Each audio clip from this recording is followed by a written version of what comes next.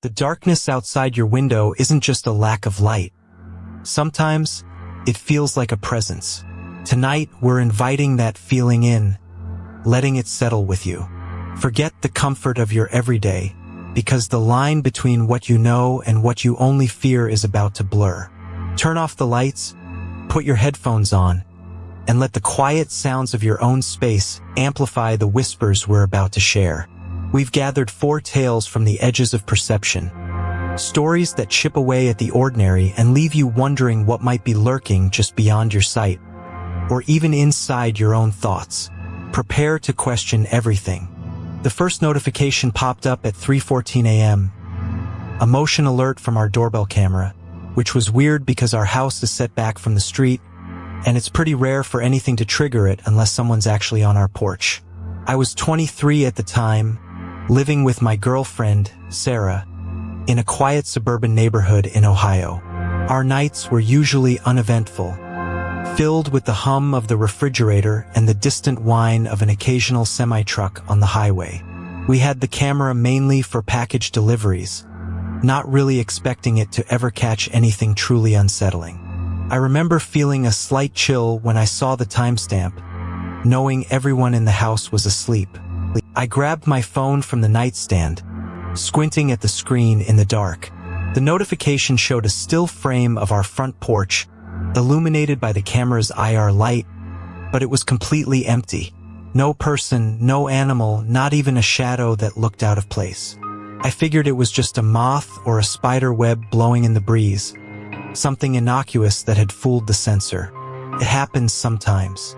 I swiped the notification away, rolled over, and tried to go back to sleep, dismissing it as a false alarm, a glitch in the smart home matrix.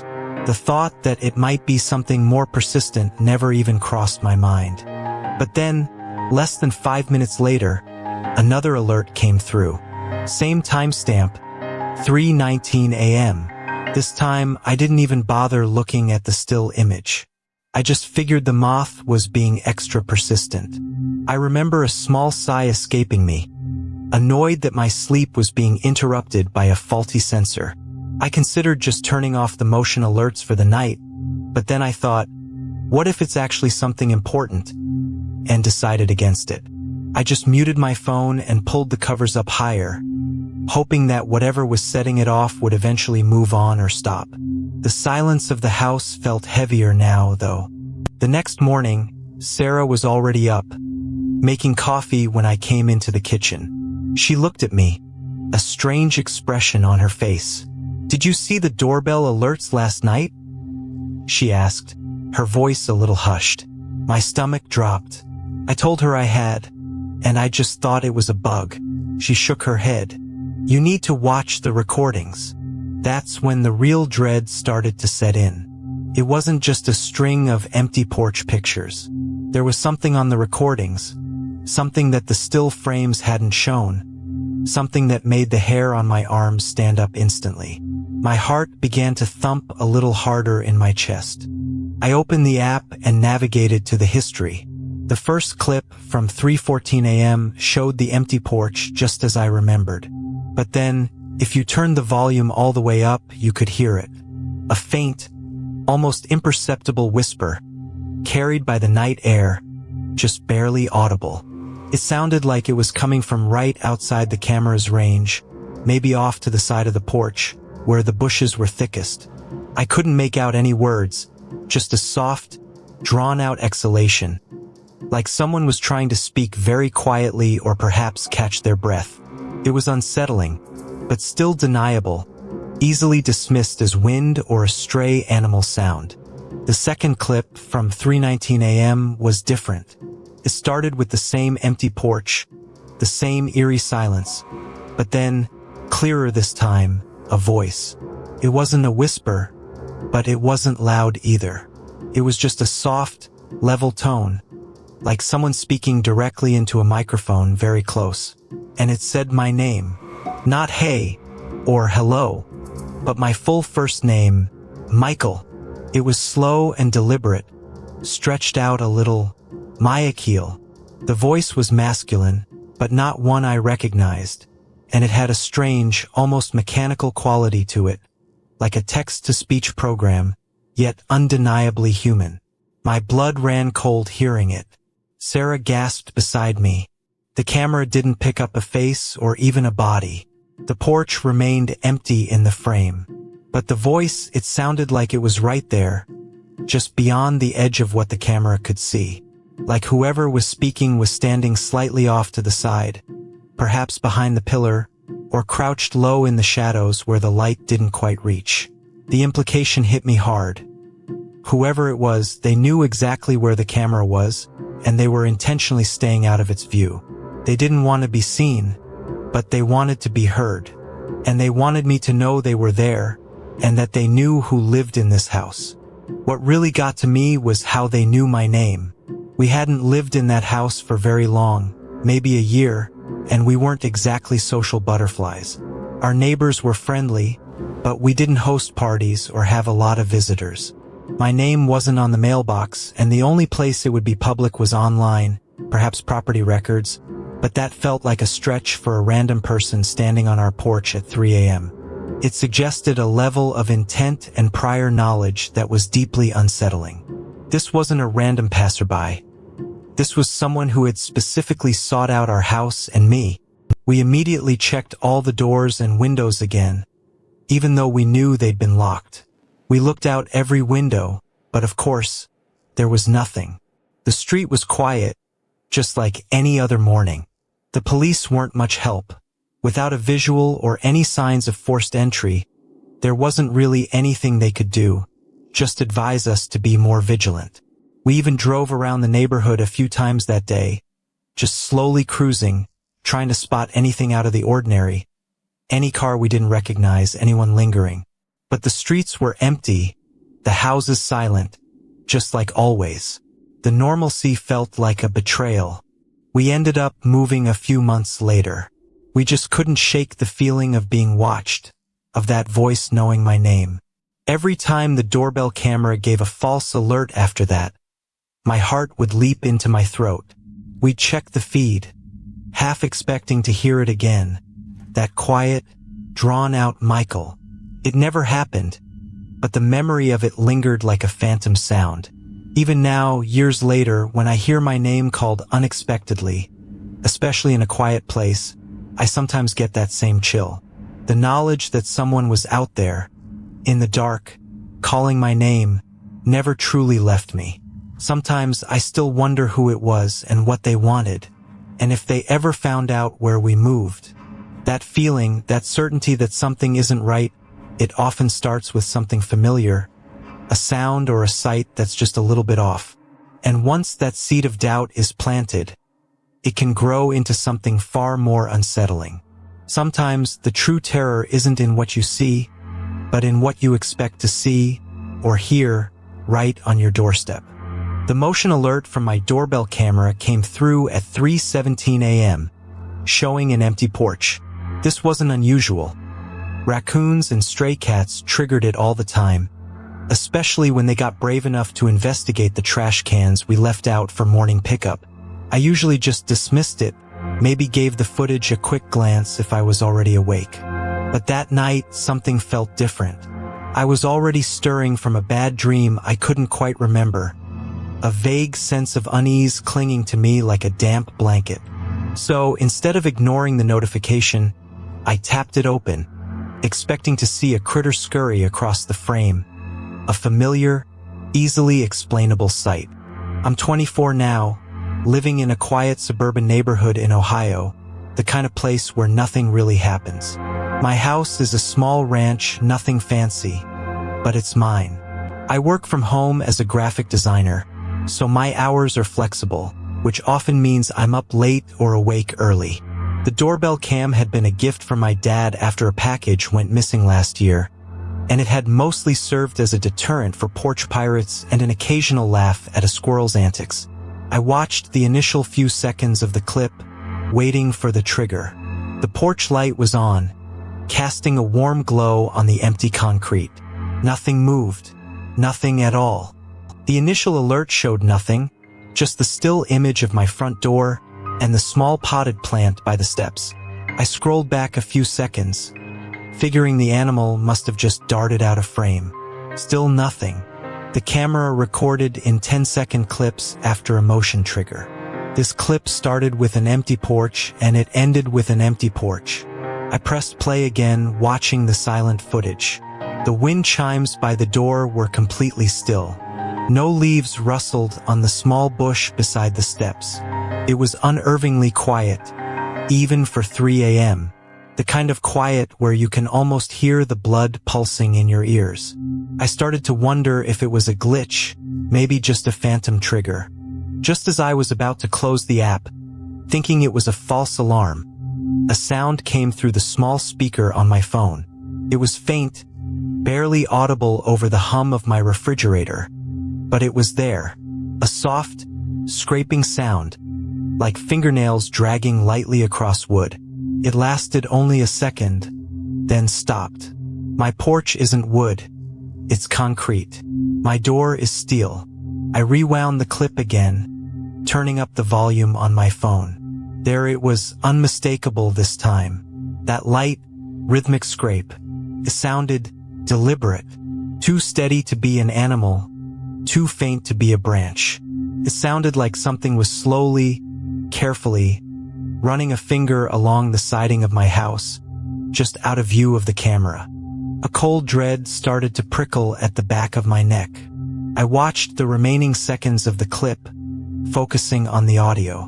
Nothing more. But then, right at the very end, just as the clip was about to cut out, there was a faint, almost imperceptible thump. It sounded like a footfall, heavy and deliberate, walking away from the house. It was a single step, followed by silence. My heart started to beat a little faster. No animal makes a sound like that. No raccoon scrapes rhythmically on siding and then walks off with a single, heavy step.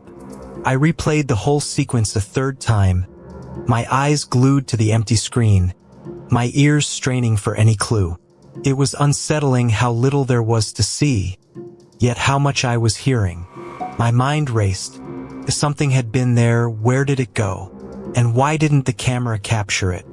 I went to my camera's activity log and scrolled back further, hoping to find an earlier trigger. There it was, another motion alert, timestamped 3:12 a.m., 5 minutes before the one I'd just watched. My finger was shaking a little as I tapped on it. This clip was different. It started with the porch already occupied, but not by a person. Just a shadow, long and distorted, cast from something tall standing just off camera, probably to the left of my door, where the camera's view cut off.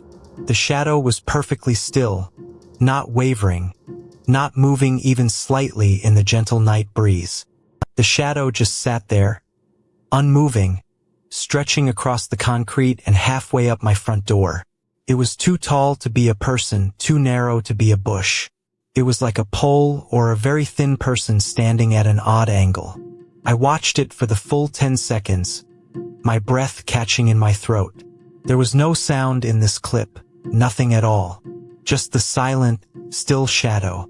Then the clip ended. This was it. Whatever had been there, it had stood for at least 5 minutes, completely silent, before the next alert picked up the scraping sound. It was like it knew exactly where the camera's blind spots were, carefully positioning itself to remain just out of view. The implications of that sent a jolt of pure ice through my veins. I quickly jumped back to the first clip, the one with the scraping sound. I put my phone right up to my ear, straining to hear anything else, any faint detail I might have missed. I listened to the scraping, then the thump as whatever it was walked away.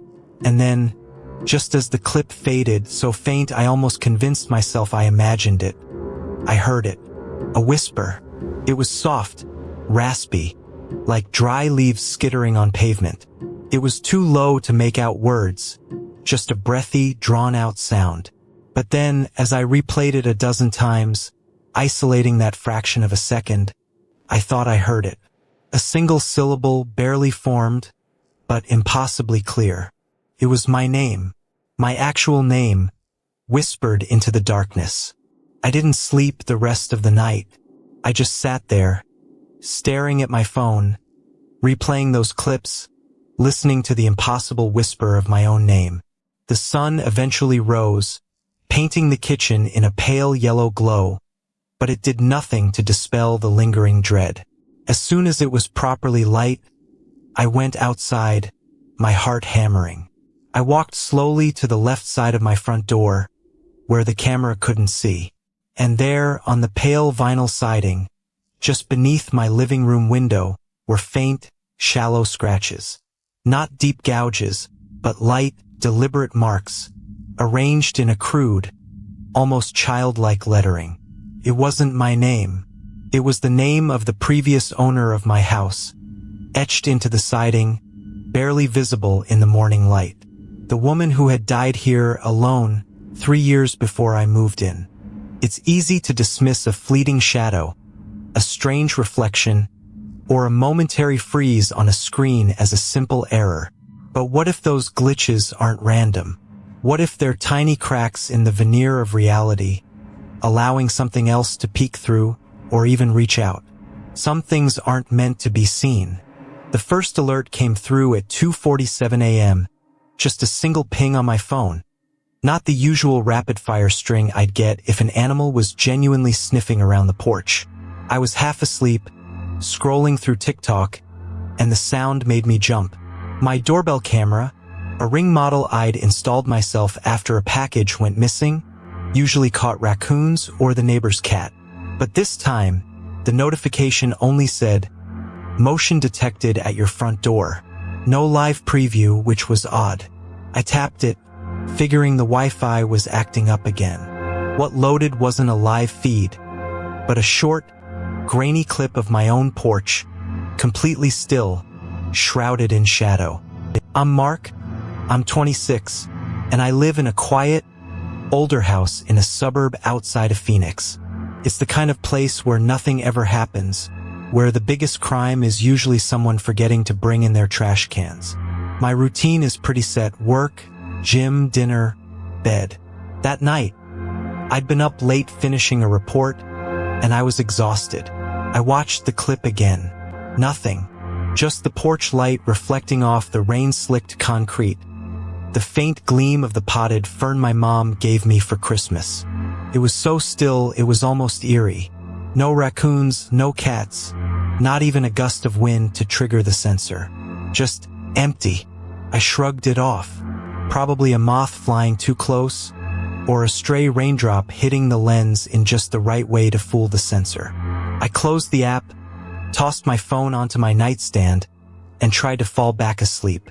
The rain had picked up, drumming a steady rhythm against my window, which usually helped me drift off.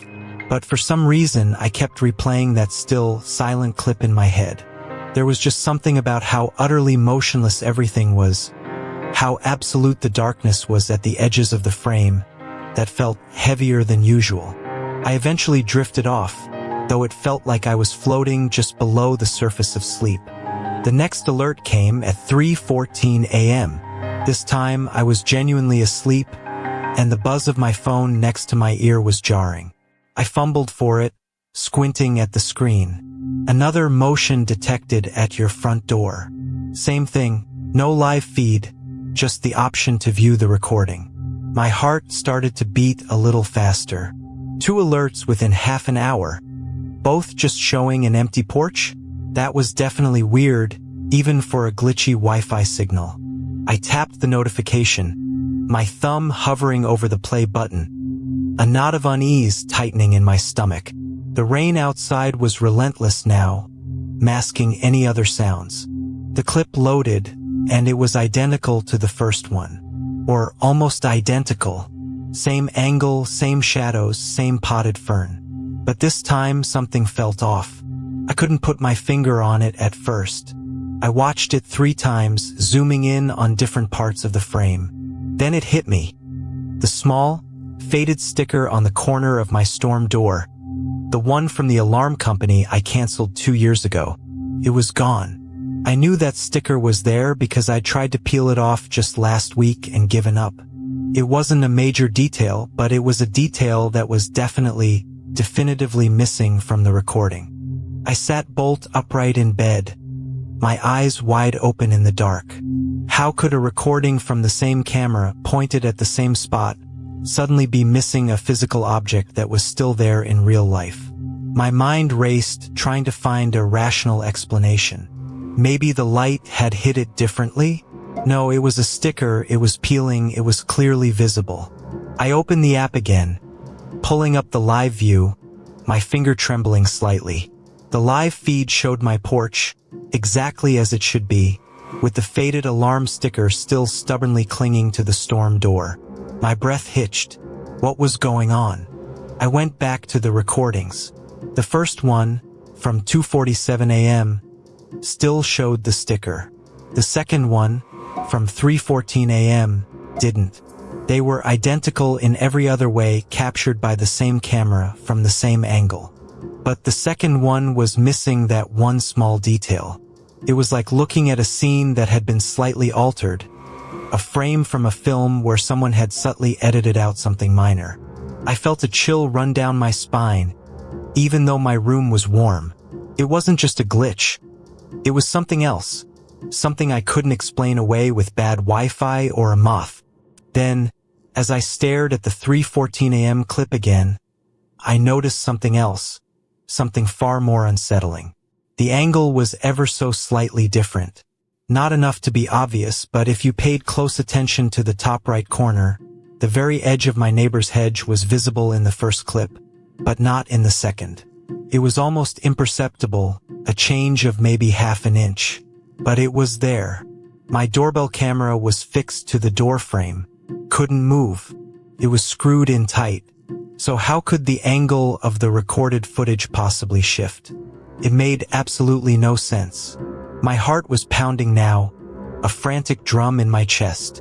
I got out of bed, moving slowly, quietly, as if not to disturb whatever impossible thing was happening outside.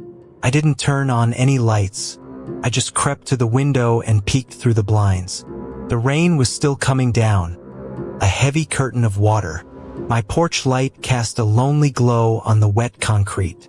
Nothing was out there, nothing I could see. But the idea that the camera itself was somehow shifting, creating footage that wasn't quite real, made my stomach churn. It was like something was messing with the feed, deliberately, subtly. And that meant whatever it wasn't just outside my door. It was inside the system. It was watching me, and it knew exactly how to make me question what I was seeing. I haven't slept well since, always checking the camera, always looking for that next impossible detail. The digital world can feel like a safe distance, a buffer between us and the unknown. But what happens when the very screens we rely on, the connections we make, start to show us things we wish we could unsee? Sometimes the most terrifying signals aren't from outer space, but from much, much closer to home.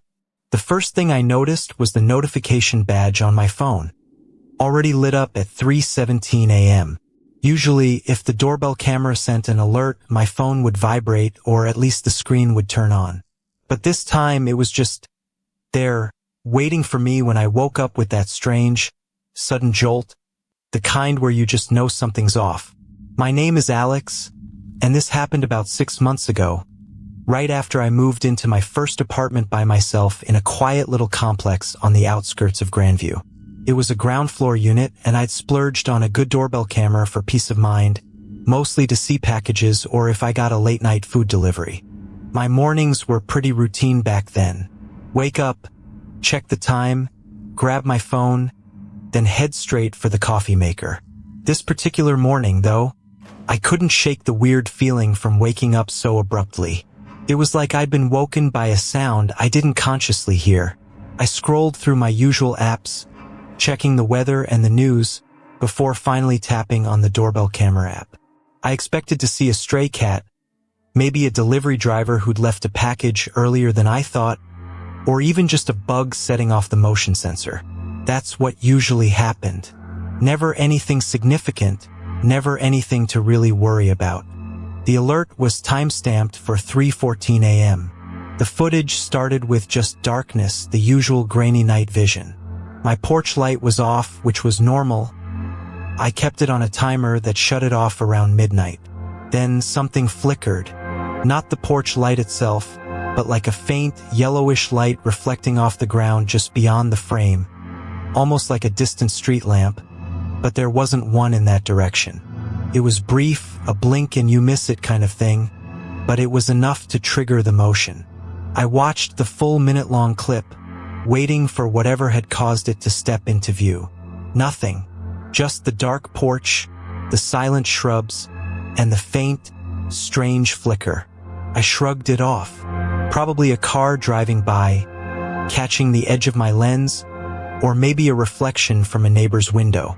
It wasn't unusual for weird light sources to trip the sensor. I closed the app and went about making my coffee. But as I was pouring the water, my phone buzzed again. Another doorbell camera notification. This one was timestamped for 3:19 a.m., only 5 minutes after the first one, and again I hadn't heard the phone vibrate. I hesitated for a moment, then opened the app again. My stomach tightened a bit. 2 alerts that close together, both in the dead of night, both silent on my phone? That was odd. This second clip started the same way as the first, dark, grainy night vision. But this time, about 10 seconds in, a figure slowly emerged from the deep shadows near my bushes, almost like it was peeling itself away from the darkness. It was tall, thin, and completely still. It wasn't moving. It was just standing there. Its back was to the camera, facing my front door. It wore a dark hooded jacket, pulled tight, so I couldn't see any hair or features. The yellowish light, the one I'd seen reflecting in the first clip, was now clearly visible, shining faintly from somewhere just past its left shoulder, casting a long, strange shadow directly onto my door. It was holding something small in its hand, reflecting that light. The figure didn't move for the entire minute-long recording. It just stood there, facing my door, its head slightly tilted, as if listening. The small object in its hand, which I now realized was a phone, glowed faintly, illuminating just enough of its sleeve to show the dark fabric of the jacket. It wasn't trying to open the door. It wasn't ringing the bell. It wasn't even turning to look at the camera. It was just observing my door, patiently, silently, for what felt like an eternity on that grainy footage. My breath hitched in my throat.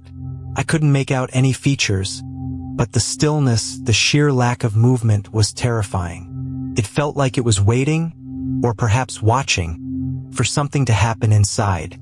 The clip ended, and I immediately replayed it. And then again, I paused it at different points, trying to zoom in, trying to see anything, any clue. But there was nothing. Just the still, hooded figure and the faint glow from the phone in its hand. What truly unnerved me, though, was when I replayed the very first alert, the one with just the mysterious flicker of light. I realized something. That faint yellowish light I dismissed as a car or a reflection. It was the exact same hue, the exact same intensity, as the phone screen in the figure's hand in the second clip. The figure must have been just out of frame, already there, before it stepped into view. And the light had shifted just slightly as it moved its arm. But the real twist, the one that made my blood run cold, wasn't what happened outside. It was what happened inside. I had a small motion sensor camera set up in my living room, facing the hallway that led to my bedroom. I rarely checked it unless I was out of town, but a sudden, gut-wrenching compulsion made me open that app. There, among the various clips of me walking around or my cat jumping on the couch, was a short recording timestamped 3:16 a.m., right in between the 2 doorbell alerts. It showed my living room completely dark. And then, a faint, barely perceptible, yellowish glow moved slowly across my closed bedroom door, before disappearing, as if someone had walked past it in the dark hallway, holding a phone. My bedroom door was closed. I had been asleep inside. But the light on the living room camera, it was too distinct, too deliberate to be a trick of shadow or ambient light. It was a focused beam moving slowly, at the height a person would hold a phone while walking. I checked my bedroom, heart pounding. Nothing was disturbed. My window was locked. The blinds were drawn. My cat was asleep at the foot of my bed, oblivious. But the image of that hooded figure standing outside, facing my door, watching, and the image of that faint light moving inside my hallway, while I was asleep in my bed, completely unaware, it just broke something in my sense of security. I haven't had a truly restful night's sleep since. I've checked all the locks a dozen times since then, installed new ones, even added an alarm system. But the thought, the deep, unsettling thought, won't leave me. That figure, standing outside my door at 3:14 a.m., silently looking in, while at 3:16 a.m., a light moved through my living room, just outside my closed bedroom. It feels like whatever was outside wasn't just looking in, it was confirming something, coordinating with something already inside. And the camera, the one I bought for peace of mind, only showed me the horror after it was already over, after whatever it was had already left, leaving behind only the chilling knowledge that it had been there, and I had never heard a thing. These stories, they linger. They're not about monsters under the bed, but about the subtle shifts in reality, the chilling possibilities that chip away at our sense of security. They remind us that the most profound dread often comes from within, from the quiet suspicion that the world isn't quite what it seems, or that we ourselves are not truly alone in our thoughts. It's that whisper of uncertainty that keeps you checking over your shoulder, long after the screen goes dark. For more stories that stay with you, join Scareverse every week.